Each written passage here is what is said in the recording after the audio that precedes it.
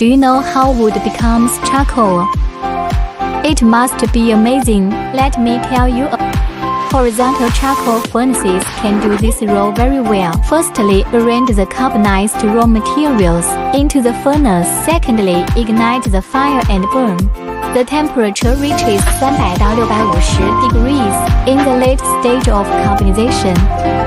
Final product display. Product display.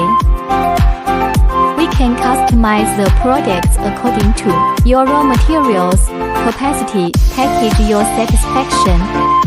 Also a variety of production lines for you to choose from.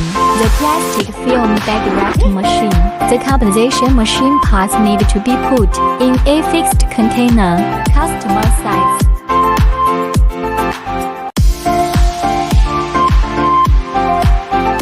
Factory show.